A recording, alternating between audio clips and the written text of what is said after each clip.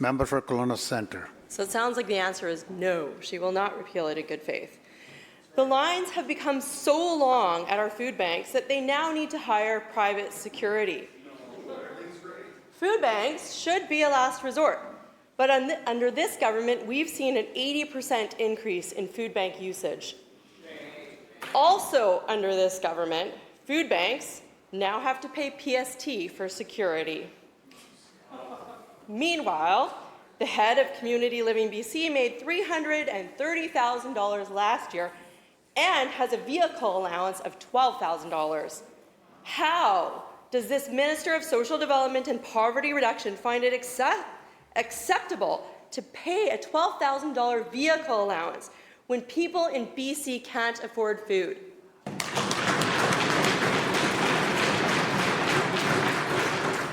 Minister of Social Development and Poverty Reduction.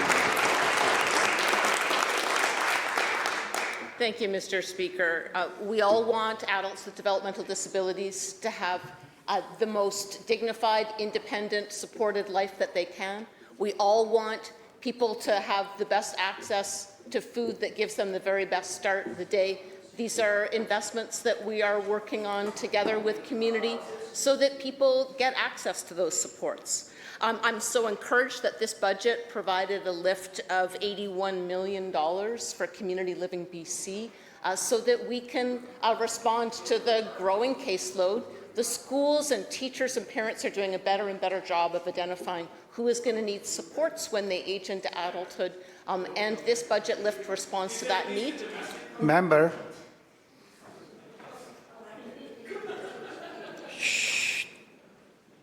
And I'm also so grateful to the community organizations that let us know the kind of food security infrastructure that they needed in their communities. And if the member's got more questions for me, I can tell her about the really fantastic work that's been happening in every corner of the province, where walk-in fridges, smokehouses is in every corner of the province. With our funding, community organizations are meeting that intensely deep need given the increased cost of groceries.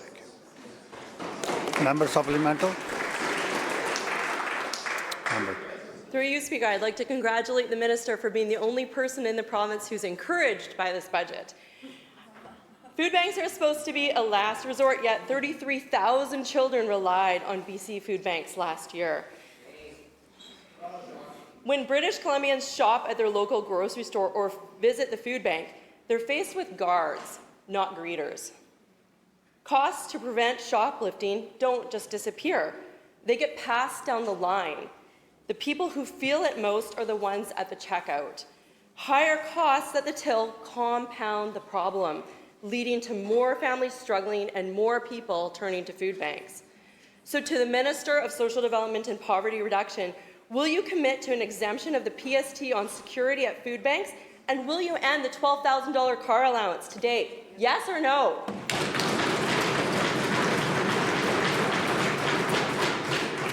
All questions through the chair member. Minister. Thank you, Mr. Speaker. I'm reminded that under the government led by the Leader of the Opposition, working family with an income of less than $30,000 used to pay $177 in tax. Now they get $1,600 back at tax time.